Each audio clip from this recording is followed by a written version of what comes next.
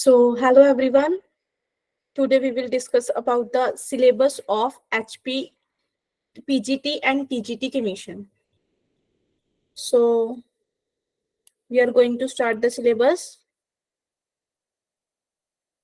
Okay.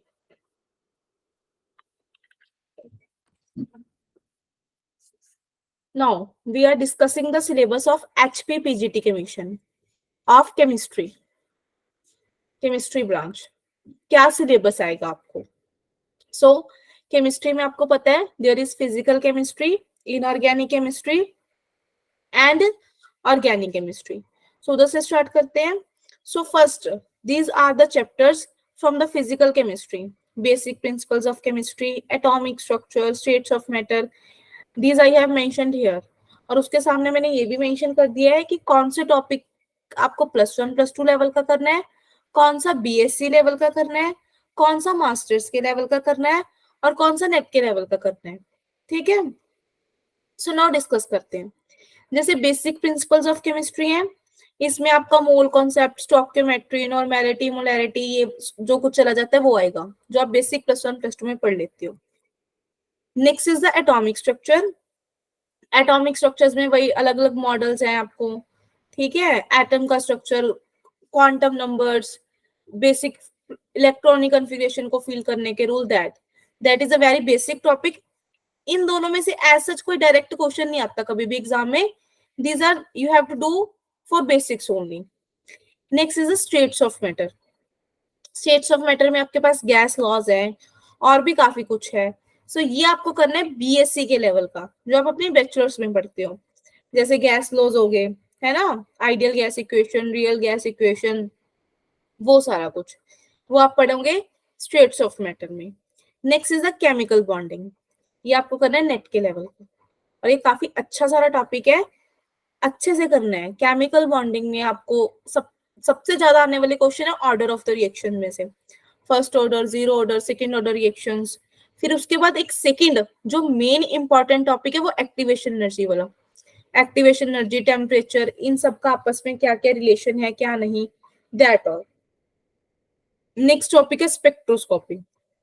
Spectroscopy ये आपको physical chemistry में भी है, ऑर्गेनिक में भी है, इनऑर्गेनिक में भी है. बेसिकली ऑर्गेनिक में you will study NMR, IR and UV plus mass spectroscopy. और इनऑर्गेनिक केमिस्ट्री में आप स्टडी करते हो Mossbauer spectroscopy, electron spin resonance, ESR, plus I think mass spectroscopy, वहां भी थोड़ी सी स्टडी करोगे. और यहाँ पे आप स्टडी करते हो रोटेशनल, वाइब्रेशनल और रमन स्पेक्ट्रोस्कोपी. तो जो स्पेक्ट्रोस्कोपी का होता है उसका कभी भी ना इक्वल वेटेज नहीं रहती, मतलब सब में से आएगा. बेसिकली हर साल मतलब जब भी पेपर कंडक्ट होता है तो उसमें 7 to 8 क्वेश्चन आते हैं. आपके कितने क्वेश्चन आते हैं? 7 to 8 स्पेक्ट्रो में से. वो अलग अलग होते हैं. हो सकता है कि 3 क्वेश्चन फिजिकल में से आ जाए, 2 क्वेश्चन ऑर्गेनिक में से, 2 इनऑर्गेनिक में से. हो सकता है कि 5 क्वेश्चन फिजिकल में से आ जाए, उन दोनों में से 1 आए. हो सकता है किसी एक में से ज्यादा आ जाए, दूसरे में से कम, या इक्वल, किसी भी तरीके से आ सकते हैं. So basically spectroscopy is very important branch of chemistry. So इसको केयरफुली करना. Next is the thermodynamics. Thermodynamics आपको पता ही है, थर्मोडायनेमिक्स के लॉज हैं, फिर मैक्सवेल इक्वेशंस है, इसमें से न्यूमेरिकल पोर्शन, अगर मैं बोलूं सीधा सीधा numerical portion of BSc level, this you have to do. Next is statistical thermodynamics. वैसे तो ये थर्मोडायनेमिक्स का ही पार्ट है, पर ये आप बीएससी लेवल में नहीं पढ़ते, ये आप एमएससी में पढ़ते हो, इसलिए हमने इसे अलग से लिख दिया है स्टैटिस्टिकल थर्मोडायनेमिक्स. इसमें वही पार्टीशन फंक्शन हो गया, एंसेम्बल्स हो गए, ये वाले टॉपिक कवर करने वाले हैं. इजीली मैं बोलूंगी, छोटा चैप्टर है तो हो जाता है इजीली, और इसमें से भी 1-2 क्वेश्चन देखने को मिलते हैं आपको. Next is equilibrium. ये +2 का टॉपिक है, ज्यादा से ज्यादा आप बैचलर्स के लेवल का कर सकते हो. इक्विलिब्रियम में वही, एक तो इक्विलिब्रियम मेन हो गया, लीच एटिलियर प्रिंसिपल. सेकेंड है इक्विलिब्रियम कांस्टेंट की वैल्यू से निकालना अलग अलग कंडीशंस में. बस इनमें ये 2 पर्टिकुलर टाइप के क्वेश्चंस आते हैं. Next is electro. फिर इलेक्ट्रो भी आपको पता है, इसमें गिब्स इक्वेशन हो गई, है ना, गिब. और इलेक्ट्रो में अलग अलग, मतलब आपके पास कितनी सारी इक्वेशंस है, अलग अलग सेल्स हो गए, कंसंट्रेशन सेल्स हो गए. तो उन इक्वेशन से ईएमएफ की वैल्यू निकालना, that is the portion. This you also have to do up to BSc level, इससे ज्यादा करने की कोई जरूरत नहीं है। Next is the chemical kinetics. Okay, here I have mistaken, मैं केमिकल बॉन्डिंग, केमिकल काइनेटिक्स का केमिकल बॉन्डिंग में बताऊंगी। केमिकल बॉन्डिंग आपके पास नॉर्मल चैप्टर है जिसमें आप सिंपल बॉन्ड्स के बारे में पढ़ते हो, बेसिकली किसकी क्या शेप है, लीनियर, ज्योमेट्री। बट हाँ, नो डाउट ये आप +1 +2 में भी पढ़ते हो, बीएससी में भी, एमएससी में भी, chemical bonding chapter. But still this is a very important, क्योंकि इसमें से एक क्वेश्चन आने के चांसेस होते ही होते हैं कि आपको 4 स्ट्रक्चर्स दे दिए, बताओ इनकी शेप क्या, बताओ इनमें से कौन लीनियर है, बताओ इनकी हाइब्रिडाइजेशन क्या। तो वो वाला थोड़ा ठीक है, लोन पेयर किस, ज्योमेट्री क्या, शेप क्या, लोन पेयर कहाँ जाएगा, ठीक है, इस टाइप के क्वेश्चंस आते हैं। और केमिकल काइनेटिक्स जो मैं आपको ऊपर बता गई थी, that is first order, zero order, activation energy, वो सारा कुछ है। Next is the surface chemistry, ये भी आपको मास्टर्स के लेवल का करना है। सरफेस केमिस्ट्री में से भी 2-3 क्वेश्चंस आ जाते हैं, इसमें से वही एड्सॉर्प्शन आइसोथर्म्स है मेन, है ना, गिब्स एड्सॉर्प्शन आइसोथर्म है, लैंगमियर एड्सॉर्प्शन आइसोथर्म है, वहां से उसके न्यूमेरिकल्स आते हैं। कैटालाइसिस, वैसे कैटालाइसिस आपका सरफेस में ही कवर हो जाता है, इसमें से ज्यादा कुछ नहीं आता। You have to do only up to the +2 level, जो आपको +2 लेवल में कैटलिस्ट के बारे में थोड़ा बहुत होता है। बस एक आई थिंक माइकलसन मेंटनसन इक्वेशन है, वो थोड़ी सी कर लेनी होती है। Next is the solution chapter. Solution आपको बैचलर्स के लेवल का करना है। सॉल्यूशन में एक तो वही हो गया, normality, molarity, mole fraction, plus जो आपकी है कॉलिगेटिव प्रॉपर्टीज या फिर वॉन्ट ऑफ फैक्टर, इनमें से क्वेश्चन आता है और सॉल्यूशन का कोई टॉपिक एज सच बनता नहीं है। Next is a quantum chemistry. अगर मैं बोलूं फिजिकल केमिस्ट्री का सबसे ज्यादा स्कोरिंग चैप्टर है आपका क्वांटम केमिस्ट्री। आपको इसमें से पेपर में अराउंड 4 to 5 क्वेश्चंस देखने को मिलेंगे, अराउंड 4 to 5, और ये करना भी आपको मास्टर्स के लेवल का है। 2-3 क्वेश्चन तो फिक्स है, आइगन वैल्यू का क्वेश्चन हो गया, फिर particle in one dimensional box का क्वेश्चन हो गया, फिर इनमें से कौन सा वेव फंक्शन एक्सेप्टेबल है, नहीं है, मतलब पोस्टुलेट्स ऑफ क्वांटम मैकेनिक्स अगर मैं बोलूं, वो सारा कुछ। सो ये चैप्टर आपको बहुत ध्यान से करना है, काफी एडवांस टॉपिक है, हर साल मतलब हर बार आएगा ही आएगा इसमें से क्वेश्चन, इसमें से ना क्वेश्चन है ये कभी नहीं हो सकता। Next is the photo chemistry. Photo chemistry में आपका 2-3 नंबर का पेपर आ जाता है, ये भी नेट के लेवल का है। फोटो केमिस्ट्री में आप क्या करते हो, जो फोटो केमिकल बेसिकली आप पढ़ते हो ना, जैसे नेट में इल्ड निकालनी, क्वांटम इल्ड निकालनी अलग अलग की, कौन सी रिएक्शन होगी, है ना, फिर क्वेंचर्स पढ़ते हो जो फोटोकेमिकल रिएक्शंस को स्टॉप कर देते हो, उनका क्या इफेक्ट पड़ेगा रेट लो पे। बेसिकली फोटो केमिस्ट्री के इससे क्लब्ड क्वेश्चंस आते हैं केमिकल काइनेटिक्स के, कि आपको कोई फोटोकेमिकल रिएक्शन दी होंगी, तो उस फोटोकेमिकल रिएक्शन पे कुछ पर्टिकुलर सब्सटेंस ऐड करने पे रेट लो पे क्या फर्क पड़ेगा, क्या डिफरेंस आएगा, उस टाइप के क्वेश्चन आते हैं। देन सॉलिड स्टेट, वैसे सॉलिड स्टेट आपका +2 में ही आ जाता है, बट इसमें आपको एमएससी तक के लेवल का पढ़ना है, ठीक है। सॉलिड स्टेट अच्छा सा पढ़ के जाना, इजी चैप्टर है, अगर मैं बोलूं बहुत ही इजी चैप्टर है, आप इजीली कर सकते हो इसे, और इससे भी 1-2 क्वेश्चंस आ जाते हैं। भाई इसमें यूनिट सेल वाला कॉन्सेप्ट मेन है, सबसे ज्यादा तो मेन यूनिट सेल्स ही है, किसी का पैकिंग फ्रैक्शन कितना, किसमें एटम्स कितने हैं, किस टाइप की अरेंजमेंट है, वो सारा कुछ, ठीक है। फिर इसमें वो एक लास्ट में वो है defects in the crystal lattice, वो भी टॉपिक इंपॉर्टेंट है।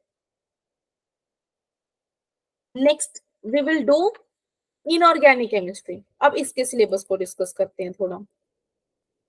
तो अगर मैं इनऑर्गेनिक केमिस्ट्री की बात करूं, so first one is periodicity. आपको जब तक इनऑर्गेनिक ही क्यों, अगर मैं पूरी केमिस्ट्री की भी बात करूं, आपको पीरियोडिक टेबल के बारे में नहीं पता, आयोनाइजेशन एनर्जी होगी, बेसिक प्रॉपर्टी, कहाँ पे साइज इंक्रीज होता है, डिक्रीज होता है, इलेक्ट्रोनेगेटिविटी का क्या ट्रेंड है, आयोनाइजेशन एनर्जी का क्या ट्रेंड है, कौन सी मेटल है, कौन सी नॉन मेटल है, जब तक आपको बेसिक्स ही नहीं पता तो केमिस्ट्री करने का कोई फायदा नहीं है। तो periodicity is a basic concept.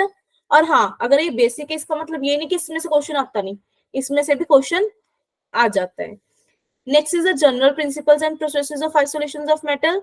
As you know, इसमें आपको आइसोलेशन करनी होती है, ये थोड़ा क्रैमिंग वाला पोर्शन चला जाता है, इसमें ऐसा समझने वाला एक्सपेरिमेंटल पोर्शन है, कुछ नहीं होता, तो इसके आने के चांसेस बहुत कम है। जो लास्ट ईयर 2016 में पेपर हुआ था, उसमें इसमें से कोई क्वेश्चन नहीं आया था, और वैसे भी कम है इसमें से, मतलब जो क्रैमिंग पोर्शन होएगा ना, अगर आपका ऑब्जेक्टिव एग्जाम हो रहा है तो एग्जामिनर चाहेगा कि वो आपके कॉन्सेप्ट चेक करें, तो क्रैमिंग पोर्शन में से क्वेश्चन नहीं आता। देन फिर हाइड्रोजन sp-df ब्लॉक, ये जो पार्ट है, this particular part you read in the +1, this particular part you read in the +2। अब अगर मैं हाइड्रोजन s और p ब्लॉक की बात करूं, इनमें से 2016 में तो कोई क्वेश्चन नहीं आया था आई थिंक, या फिर एक ही आया होगा, but D and F block में से क्वेश्चन पक्का आते हैं। ये एडवांस केमिस्ट्री है। और मोर ओवर हाइड्रोजन एस और पी की बात करूं तो इनमें ना कंपाउंड्स की स्टडी आती है, ये कंपाउंड बताओ। अब आपको पता है there are millions of inorganic compound, अब आप हर ऑर्गेनिक इनऑर्गेनिक कंपाउंड याद तो करके नहीं जा सकते, तो आई विल सजेस्ट कि आप ये वाला टॉपिक छोड़ सकते हो, hydrogen S block P block, but D and F block, क्योंकि इनमें चलते हैं कॉन्सेप्ट। जैसे डी ब्लॉक में बहुत सारे ट्रांजिशन मेटल्स की प्रॉपर्टीज पढ़ते हो कि वो कैटलिस्ट होते हैं, आयनाइजेशन एनर्जी है, मैग्नेटिक प्रॉपर्टीज पढ़ते हो, काफी कुछ आ जाता है। डी ट्रांजिशन पढ़ते हो, उनके कलर्स के बारे में पढ़ते हो। सिमिलरली एफ ब्लॉक लैंथेनॉइड और एक्टिनॉइड, इलेक्ट्रॉनिक कन्फिगरेशन है ना, तो ये सारा कुछ। तो डी एंड एफ ब्लॉक में से अच्छे लेवल का पेपर आता है। अगर मैं बोलूं you have to do for masters level, इतना एग्जाम आएगा। पर hydrogen SP I will recommend कि आप छोड़ सकते हो। देन है कोऑर्डिनेशन कंपाउंड्स, और पेपर में से जैसे मैंने फिजिकल में बताया क्वांटम केमिस्ट्री, तो कोऑर्डिनेशन केमिस्ट्री इनऑर्गेनिक केमिस्ट्री का सबसे वेटेज वाला चैप्टर है। अगर मैं पेपर 2016 की बात करूं तो कोऑर्डिनेशन पर्टिकुलर इस चैप्टर में से अराउंड 9 to 10 क्वेश्चंस देखने को मिले थे, और उसमें से भी पर्टिकुलर कोऑर्डिनेशन में से आपको 6 to 7 क्वेश्चंस और 3-4 क्वेश्चंस ओएमसी से और गैनोमेटालिक से इसके देखने को मिले थे। तो कोऑर्डिनेशन तो बहुत बड़ी ब्रांच है, तो ये आपको बिल्कुल बेसिक से, बेसिक कहाँ से, वीबीटी करोगे, फिर सीएफटी करोगे, फिर एलएफटी लिगेंड फील्ड थ्योरी करोगे, अलग अलग थ्योरीज पढ़नी है, फिर उनकी इलेक्ट्रॉनिक कॉन्फ़िगरेशन, फिर उनमें स्पिन रेजोनेंस क्या होती है, किस टाइप से कलर आता है, कौन से कंपाउंड कलर्ड होते हैं, कौन से नहीं होते, कौन कौन से ट्रांजिशंस पॉसिबल है उनमें, ठीक है, कौन कौन से कॉम्प्लेक्स बनते हैं, कलर किस किस तरीके से आ सकता है, चार्ज ट्रांसफर कॉम्प्लेक्स बन रहे हैं, क्या बन रहा है, डी ट्रांजिशन हो रही है। उसके बाद फिर आपके सिलेक्शन रूल है, स्पिन सिलेक्शन रूल, या फिर कुछ भी, मतलब बहुत ही एडवांस टॉपिक है, और ये आपको नेट तक के लेवल का करना है, नेट गेट के लेवल का, ठीक है। तो आई विल रिकमेंड कि इनऑर्गेनिक केमिस्ट्री में से ये सबसे अच्छे तरीके से कर लेना। नेक्स्ट आती है इन्वायरमेंटल केमिस्ट्री, ये बेसिक आप मास्टर्स के लेवल, मास्टर्स भी नहीं बोलूंगी, बैचलर्स या किसी भी लेवल का कर सकते हो। बेसिकली आपको पता है ना, जैसे आप एसिड रेन हो गया, ग्रीन हाउस इफेक्ट हो गया, ये 2-3 टॉपिक्स हैं, उनमें एज अ केमिस्ट्री कौन कौन से पॉल्यूटेंट्स होते हैं, उनके केमिकल फॉर्मूलाज के हैं, वो है just. Then is the nuclear chemistry. Nuclear chemistry कोई ज्यादा बड़ा टॉपिक नहीं है, मतलब आपको ज्यादा डिटेल स्टडी नहीं करनी, नो डाउट करना एमएससी के लेवल का है, पर ज्यादा डिटेल स्टडी नहीं। अल्फा रे एमिशन, मतलब alpha emission, alpha particle, beta particle emission कैसे होता है। तो अगर मैं बात करूं, इसमें से क्वेश्चन आएगा, मान लो कोई रेडियो एक्टिव सब्सटेंस थी, उसकी डिसइंटीग्रेशन होगी, बी सब्सटेंस बन गया, उसका आपको बता दिया इसमें अल्फा रे, अल्फा पार्टिकल एमिट हो रहा है, तो बताओ कितने प्रोटॉन कम हुए, कितने न्यूट्रॉन्स, या फिर इसका बना दिया चेन रिएक्शन से कितना क्या हो रहा है। इस टाइप के क्वेश्चन आते हैं, ज्यादा डिफिकल्ट क्वेश्चन नहीं आएंगे न्यूक्लियर में से, छोटा टॉपिक है, तो इसे जरूर करके जाना। बायो इनऑर्गेनिक केमिस्ट्री, वैसे तो bio inorganic chemistry inorganic chemistry की बहुत मेन ब्रांच है, इसमें से क्वेश्चन आने के बहुत बहुत ज्यादा चांसेस है। बट अगर मैं 2016 की बात करूं तो उस पेपर में से इसमें से कोई क्वेश्चन नहीं आया था, बट इसका मतलब ये नहीं आ नहीं सकता, हाई चांसेस है कि बायो इनऑर्गेनिक केमिस्ट्री में से आपको क्वेश्चन मिले, जैसे हीमोग्लोबिन हो गया है ना, फॉर 5 एंडिंग्स के साथ रिलेटेड, मायोग्लोबिन हो गया, ऐसे इजी इजी वाले टॉपिक। बेसिकली बायो इनऑर्गेनिक में आपको मेटल का पता होना चाहिए, किसी भी पर्टिकुलर कंपाउंड के लिगेंड का पता होना चाहिए, और उसकी कुछ प्रॉपर्टीज, ज्यादा तो कुछ होता नहीं है। नेक्स्ट स्पेक्ट्रोस्कोपी, स्पेक्ट्रोस्कोपी मैंने आपको वहां पे डिस्कस करी थी फिजिकल केमिस्ट्री में कि आपको अच्छे से करनी है, तीनों स्पेक्ट्रोस्कोपीज अच्छे से करनी है, ऑर्गेनिक की भी, इनऑर्गेनिक की भी, और फिजिकल की भी, क्योंकि इसके आने के चांसेस होते हैं। Next is the group theory. Group theory is a chemistry, अगर मैं बोलूं, जो आप पढ़ती मास्टर्स में पहली बार हो, बैचलर्स तक तो आपको पढ़ाई नहीं जाती, देन उसमें से भी आपको नेट के लेवल का करना है। और ग्रुप थ्योरी में से अच्छा 2-3 क्वेश्चंस आ जाते हैं, अच्छी ब्रांच है, 2-3 क्वेश्चंस आ जाते हैं। ग्रुप थ्योरी में से वैसे वही होते हैं, जैसे एक तो फिक्स क्वेश्चन ही है, पॉइंट ग्रुप निकालना जनरली। अब मैं इस एग्जाम की बात नहीं कर रही, जितने भी आपके कॉम्पिटिटिव एग्जाम्स होते हैं तो ग्रुप थ्योरी में से सबसे ज्यादा चांसेस होते हैं पॉइंट ग्रुप निकालने वाले, कि बताओ इस पर्टिकुलर कंपाउंड दे दिया, इसका पॉइंट ग्रुप बताओ। तो ये भी आपको नेट तक के लेवल की करनी पड़ेगी। देन है एसिडिटी बेसिसिटी, ये बहुत ही बेसिक टॉपिक है। आपको 4 कंपाउंड दे दिए, arrange in the order of increasing acidic strength और बेसिक स्ट्रेंथ। पर ये वाला टॉपिक पर्टिकुलरली अगर मैं 2016 की बात करूं तो उसमें भी 2-3 क्वेश्चंस आए थे इस टॉपिक से।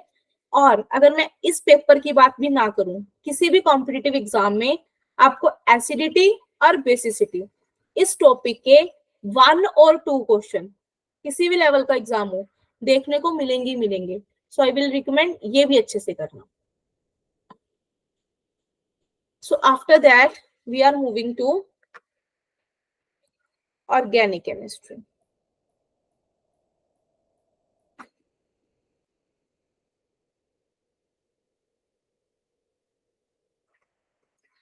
ना ऑर्गेनिक केमिस्ट्री, सबसे पहले तो purification and characterisation of organic compounds, ये आपका वही जो आप +1 में करते हो जीओसी वाले चैप्टर में। वो कुछ मेथड से हैं सल्फर को डिटेक्ट करने के, फास्फोरस को।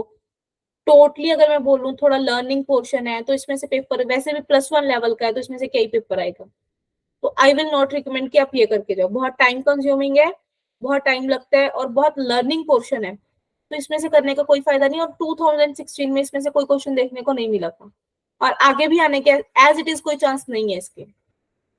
नेक्स्ट, अब अगर ऑर्गेनिक करनी है, चाहे ऑर्गेनिक +1 लेवल की करनी है, +2 लेवल की करनी है, चाहे बैचलर्स की करनी है, मास्टर्स की, नेट की या गेट की, तो बेसिक तो क्लियर होना चाहिए। जीओसी आएगी तो ऑर्गेनिक आएगी, वरना नहीं आएगी। जीओसी में क्या रिएक्शन इंटरमीडिएट करने आपको, carbocation, कार्बेनाइन, benzene, sorry benzene, carbene, नाइट्रीन effects करने हैं, inductive effect, hyper conjugation effect, है ना, रेजोनेंस इफेक्ट, और रिएक्शन मैकेनिज्म, सब्स्टिट्यूशन रिएक्शंस होती हैं, एलिमिनेशंस होती हैं। सब्स्टिट्यूशन में आगे S1 S2 SN1 SN2 E1 E2 E1 CB इस टाइप के। तो ये ऐसे टॉपिक्स हैं, वही किसी भी कॉम्पिटिटिव अगर केमिस्ट्री पढ़नी है ऑर्गेनिक तो ये तो पढ़ने ही पढ़ेंगे। और इनमें से डायरेक्ट क्वेश्चन तो आते हैं, इनडायरेक्ट क्वेश्चंस भी हो सकता है। आपको 2 स्टेप रिएक्शन दे दें, फर्स्ट स्टेप आपका जीओसी से रिलेटेड है, फिर सेकंड है आपको हाई लेवल का आता है, पर जीओसी का कॉन्सेप्ट नहीं पता तो नहीं बनेगा। तो ये तो आपको करना ही पड़ेगा, बहुत अच्छे से करना पड़ेगा। और इसमें से पेपर में आता है अराउंड 8-9 मार्क्स का, डायरेक्टली और इनडायरेक्टली दोनों बोलती हूँ, कि डायरेक्टली और इनडायरेक्टली इसमें से आपको 8-9 मार्क्स एग्जाम देखने को मिल जाएगा। नेक्स्ट है हाइड्रोकार्बन्स। हाइड्रोकार्बन्स में आपके अल्केन, अल्कीन, अल्काइन, सबसे इंपॉर्टेंट टॉपिक है अल्कीन। आपको भी पता है क्योंकि आपके जितने भी रूल्स हैं, दैट इज मार्कोनिकोव स्पेशल, आपको पता है ना मार्कोनिकोव रूल मेन रूल है, काफी जगह पे अप्लाई होते हैं। तो अल्कीन में से रिएक्शन देखने को मिलती है, और 2016 के पेपर में से भी 2 क्वेश्चन आए थे हाइड्रोकार्बन में थे, दोनों ही अल्कीन के थे। नेक्स्ट है aromaticity, this is also an important topic. इसमें एक तो आपको बेंजीन की रिएक्शंस करनी है, दैट आर वेरी नॉर्मल। फिर आपको पता करना है कि बेंजीन के ऊपर अगर कोई सब्स्टिट्यूएंट लगाओ, whether it is ortho, Meta और पैरा डायरेक्टिंग, वो वाला, वो ऐसे हाइड्रोकार्बन का पार्ट हो गया। पर एरोमेटिसिटी में मैं पर्टिकुलरली क्या बोलूंगी, आपको कोई कंपाउंड दे दिया जाएगा और बोला जाएगा tell, you have to tell whether the compound is organic, sorry aromatic, non aromatic और एंटी एरोमेटिक। इस टाइप का भी एक क्वेश्चन पेपर में आ सकता है और आ ही जाता है। ये भी एक ऐसा टॉपिक है कि आप जिस भी मर्जी लेवल का एग्जाम उठा लो, चाहे वो आपका नेट है, चाहे गेट है, चाहे एचपी टीजीटी की मिशन है, चाहे पंजाब लेक्चरर कैडर है, कोई भी, तो एरोमेटिसिटी में से तो क्वेश्चन आते ही आते हैं। Next this 3 chapters, compounds containing halogens, जो आप +1 +2 में हेलो अल्केन्स एंड हेलोरीन्स के नाम से पढ़ते हो। कंपाउंड कंटेनिंग नाइट्रोजन, जो आप +1 +2 बीएससी में अमाइंस और नाइट्रो ग्रुप और डाइजोनियम सॉल्ट के अंदर पढ़ते हो। और compound containing oxygen, alcohol, phenol, ether, aldehyde, ketone, carboxylic acid, ये जो आप +2 में भी पढ़ते हो, बीएससी में भी पढ़ते हो। इसकी हर रिएक्शन वेरी इजी होता है, आपको बीएससी लेवल की करनी है, और उसमें से पेपर में आपको पता है ना, इन दोनों के चांसेस ज्यादा हैं। अगर इन दोनों के चांसेस नहीं बोलूंगी, 2016 में इसमें से अराउंड 3 to 4 क्वेश्चंस आए थे that are from the compounds containing oxygen. One question was from I think amines, other questions from aldehyde and ketones. Aldehyde and ketone वाले पार्ट में से ज्यादा क्वेश्चंस आते हैं। एल्डिहाइड कीटोन का भी अगर मैं स्पेसिफिक बोलूं, एक तो एल्डोल कंडेंसेशन होगी आपके 2016 के पेपर में, हमें अराउंड 2 क्वेश्चंस एल्डोल कंडेंसेशन के देखने को मिले थे, और एक ग्रिग्नार्ड रिएजेंट की एडिशन होगी। जब आप ग्रिग्नार्ड रिएजेंट को किसी भी कार्बोनिल कंपाउंड पे रिएक्ट करवाते हैं तो उसकी क्या रिएक्शन होती है, ये पिछले पेपर में आए थे आपके। तो this is a important topic. Next है पॉलीमर। वैसे पॉलीमर अगर मैं ऑर्गेनिक के पॉइंट ऑफ व्यू से बात करूं तो सिर्फ आपकी सिंथेसिस आती है कि लाइक बताओ, जैसे इथीन का पॉलीमर पॉलीथीन, फिर विनाइल क्लोराइड ले लिया, पीवीसी बन गया, स्टाइरिन ले लिया, पॉलीस्टाइनिन बन गया, ये कुछ है उनके यूजेस हो गए। पर पेपर में ऐसा कुछ नहीं आता। पेपर में ना अगर मैं बोलूं, पॉलीमर का फिजिकल पोर्शन ज्यादा आता है। फिजिकल पोर्शन कैसे बोलूंगी, पॉलीमर से न्यूमेरिकल्स से होते हैं, किस पॉलीमर का मास कैसा निकला, what is the average molecular mass, something like that. Molecular mass वाला पोर्शन होता है that you have to do from the polymer chapter. तो ऑर्गेनिक वाला पोर्शन करने के साथ साथ इसमें फिजिकल वाला पोर्शन भी कर लेना है, क्योंकि वो भी आ सकता है एग्जाम में। Next is biomolecules, this is biomolecules. Biomolecules वही है आपके carbohydrates, proteins, vitamins and nucleic acids. इसमें से एक या दो क्वेश्चंस बन सकते हैं, ज्यादा चांसेस प्रोटीन्स में से होते हैं, या फिर carbohydrates. Carbohydrate special reference to glucose and fructose. Carbohydrates में ग्लूकोज फ्रक्टोज उनकी रिएक्शंस होगी, वो म्यूटा रोटेशन वाला कॉन्सेप्ट होता है, that is very important concept. फिर प्रोटीन्स में से अलग अलग अमीनो एसिड्स, किस टाइप से कौन से अमीनो एसिड्स हैं, वेदर दे आर कैसे रिएक्ट कर रहे हैं, किस सीक्वेंस में ज्वाइन होते हैं, ये सारा पार्ट इसमें से क्वेश्चन आ जाता है। Next is the chemistry in everyday life. ये आपका बेसिक टॉपिक है जो आप +2 में पढ़ते हो। सोप्स, डिटर्जेंट के बारे में पढ़ते हो आप, अलग अलग मेडिसिन के बारे में पढ़ते हो, तो ये बहुत बेसिक है, बस आपको +2 लेवल तक का ही करना है, ज्यादा इसकी डिटेल्ड स्टडी नहीं करनी। Next is the reagent. अब रिएजेंट, अगर आपको रिएक्शन करनी है तो रिएजेंट का पता होना चाहिए। लेटर से मैंने बात की lithium aluminium hydride, so all know, you know this is a very strong reducing agent. ये एक रिड्यूसिंग एजेंट है ना। अगर मैंने कोई रिएक्शन कर दी, एरो के ऊपर लिख दी लिथियम एल्यूमिनियम हाइड्राइड, अगर किसी को पता ही नहीं कि लिथियम एल्यूमिनियम हाइड्राइड रिडक्शन करवाता है तो वो रिएक्शन क्या ही करेगा। तो रिएजेंट इज इंपॉर्टेंट पार्ट है, ठीक है, अलग से। वैसे तो ये इसमें कवर हो जाता है, पर अलग से, जैसे कई बार जैसे आप बोलते हैं कि कुछ reactions, what is the difference between lithium aluminium hydride and sodium borohydride, both these are reducing agents. तो आपको पता है ना, ये हर की aldehyde ketone carboxylic acid ester सबकी रिएक्शन करवा देते हैं रिडक्शन, और ये सिर्फ एल्डिहाइड कीटोन की करवाता है। तो इस टाइप का। और जैसे मैंने लिख दिया KMnO4, अब अगर किसी को पता होगा ये ऑक्सीडाइजिंग एजेंट है, वो तो रिएक्शन कर देगा, अगर नहीं पता तो वो नहीं होगी। तो reagents is a important part. Next is the organic transformations and protecting groups. ये थोड़ा डिटेल्ड टॉपिक है, मास्टर्स के लेवल का है, कि ट्रांसफॉर्मेशंस कुछ प्रोटेक्टिंग ग्रुप्स है। मान लो आपके पास एक पर्टिकुलर कंपाउंड में 2 ग्रुप्स लगे हुए हैं, 2 फंक्शनल ग्रुप है, आपको एक पे रिएक्शन करवानी है, दूसरे पे नहीं करवानी। लेटर से मेरे पास ये है ना, ये तो मैं बहुत सिंपल सी एग्जांपल ले रही हूँ।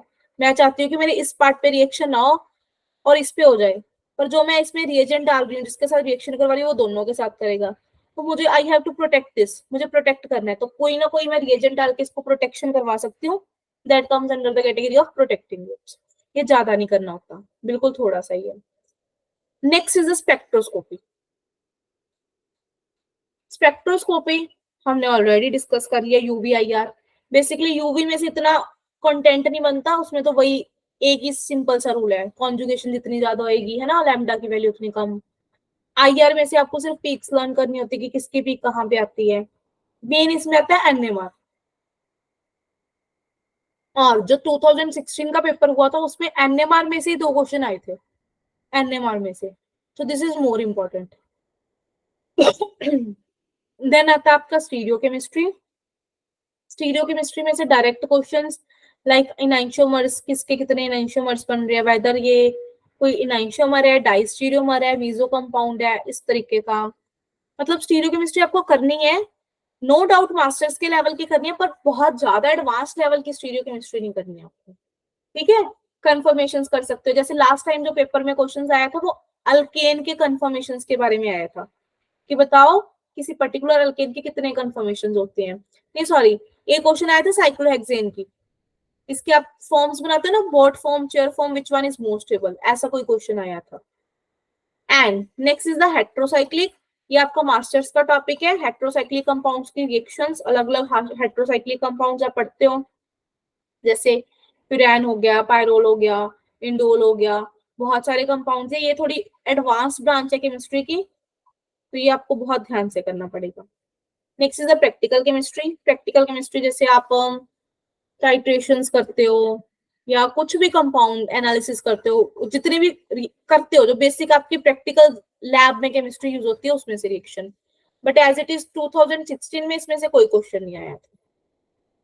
और हेट्रो में से अराउंड 2-3 भी नहीं बोलूंगी मैं, 4-5 क्वेश्चंस आए थे 2016 में. So this is all about your syllabus of HPPGT Commission. These are all the important topics. आप इसे एक बार खुद भी स्टडी कर सकते हो. That's all. Thank you and have a nice day.